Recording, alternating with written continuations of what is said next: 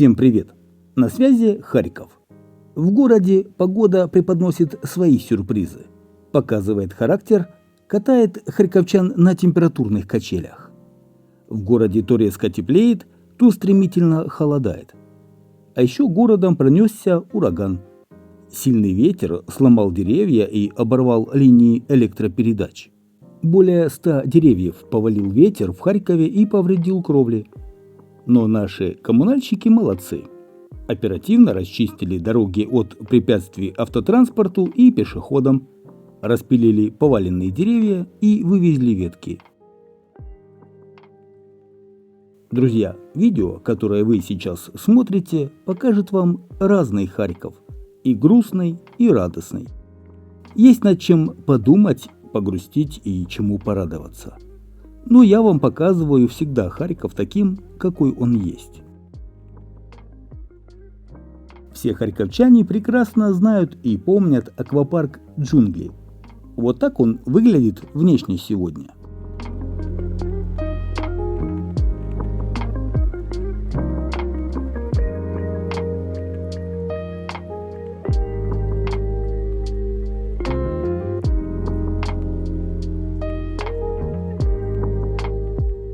В Харькове готовятся к строительству первого подземного детского сада.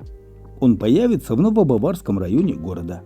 До конца года должна быть готова проектная документация. Стоимость разработки проекта – 1 миллион 300 тысяч гривен. Я напомню, детские сады в Харькове не работают с 24 февраля 2022 года. Однако воспитатели пытаются проводить занятия онлайн. Возможности метро не безграничны. Невозможно принять большое количество детей в нем. Кстати, первая подземная школа в Харькове появилась в этом году в индустриальном районе. А еще несколько школ сейчас строят. Дети учатся в несколько смен и находятся под землей на протяжении всех уроков. А вот так сегодня выглядит аллея славы на 18-м кладбище в Харькове. Вы просили показать. Здесь, кстати, откроют виртуальный мемориал памяти с информацией о погибших бойцах. Мультимедийная информационная стела появится на подходе к аллее славы. С помощью мемориала можно будет найти дорогу к месту захоронения конкретного бойца, а также благодаря стеле желающие смогут узнать истории погибших, прочитать об их достижениях и наградах. Мемориал планируют установить уже до конца этого года.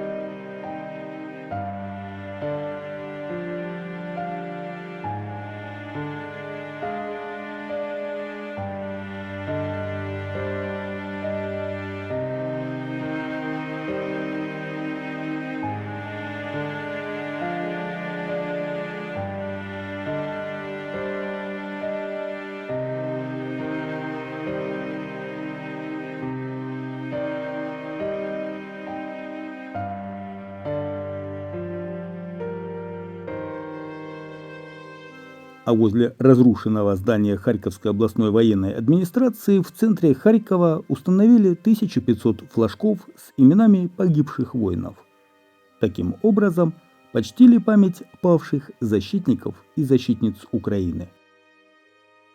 Участие в акции приняли ветераны, волонтеры, члены семей погибших и общественные организации.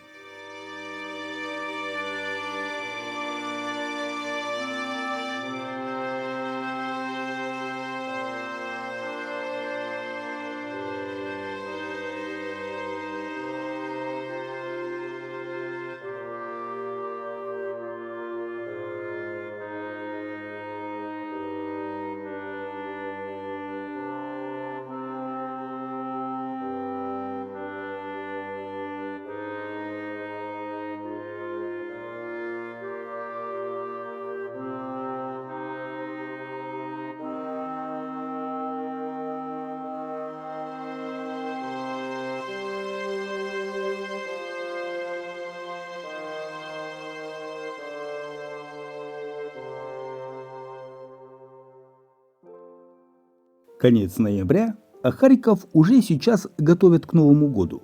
Украшают не только улицы города, но и станции метрополитена. Новогоднюю елку-красавицу установили на станции метро «Университет». Специалисты уже подключили и проверили праздничную иллюминацию и декор. На следующей неделе здесь планируется установить зимние инсталляции.